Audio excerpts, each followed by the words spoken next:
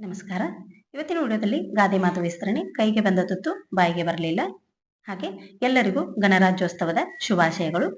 ಈಗ ಮೊದಲನೇದಾಗಿ ಪೀಠಿಕೆ. ಹಿರಿಯರ ಅನುಭವದಿಂದ ಹುಟ್ಟಿಕೊಂಡ ವಾಕ್ಯಗಳೇ ಗಾದೆಗಳು.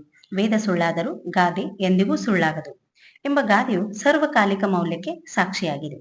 ಗಾದೆಗಳು 100 ಮಾತುಗಳಲ್ಲಿ ಹೇಳುವ ವಿಷಯವನ್ನು ಒಂದೇ ವಾಕ್ಯದಲ್ಲಿ ತಿಳಿಸುತ್ತವೆ.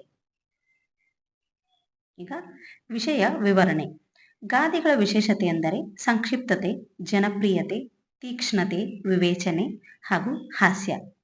ಕಷ್ಟಪಟ್ಟು ಏನೋ ಒಂದು ಸಾಧನೆ ಮಾಡಿರುತ್ತೇವೆ, ಇನ್ನೇನು ಅದರ ಪ್ರತಿಫಲ ಸಿಕ್ಕೇ ಬಿಟ್ಟಿತು ಎನ್ನುವಷ್ಟರಲ್ಲಿ ಇನ್ಯಾವುದೋ ಕಾರಣದಿಂದಾಗಿ ಅದು ನಮಗೆ ಸಿಗದಂತಾದಾಗ ಅಯ್ಯೋ ಕೈಗೆ ಬಂದ ತುತ್ತು ಬಾಯಿಗೆ ಬರಲಿಲ್ಲ ಎಂದುಕೊಳ್ಳುತ್ತೇವೆ. ಹೀಗೆ ಇಂತಹ ಹಲವಾರು ಸಂದರ್ಭದಲ್ಲಿ ಈ ಗಾದೆ ಮಾತು ಅನ್ವಯವಾಗುತ್ತದೆ.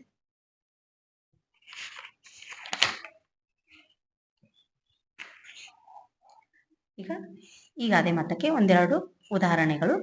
ರೈತನು ಹೊಲದಲ್ಲಿ ವರ್ಷವಿಡೀ ಕಷ್ಟಪಟ್ಟು ಉತ್ತಿ ಬಿತ್ತಿ ಬೆಳೆಯನ್ನು ಬೆಳೆದಿರುತ್ತಾನೆ.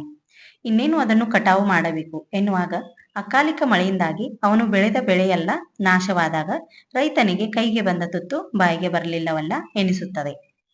ಮತ್ತು ಕ್ರೀಡಾಪಟುವಿಗೆ ಚಿನ್ನದ ಪದಕ ತಪ್ಪಿದಾಗ ಅಥವಾ ಒಂದು ಅಂಕದಲ್ಲಿ ಉನ್ನತ ಶ್ರೇಣಿಯನ್ನು ಕಳೆದುಕೊಂಡಾಗ ವಿದ್ಯಾರ್ಥಿಗೆ ಕೈಗೆ ಬಂದ ತುತ್ತು ಬಾಯಿಗೆ ಬರಲಿಲ್ಲ ಎಂಬ ಗಾದೆ ಮಾತು ಅನ್ವಯಿಸುತ್ತದೆ. ಈಗ ಈ ಗಾದೆ ಮಾತಿನ ಸ್ವಾರಸ್ಯ.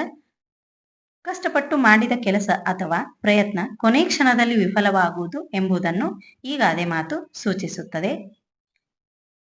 ಈ ಗಾದೆ ಮಾತು ಇಷ್ಟ ಆಗಿದ್ರೆ ಎಲ್ಲರೂ ಲೈಕ್ ಮಾಡಿ, ಮತ್ತೆ ಶೇರ್ ಮಾಡಿ, ಮತ್ತೆ ಸಬ್ಸ್ಕ್ರೈಬ್ ಮಾಡ್ಕೊಂಡು ವಿಡಿಯೋ ನೋಡಿ. ಹಾಗೆ ಇವತ್ತಿನ ನುಡಿಮುತ್ತು.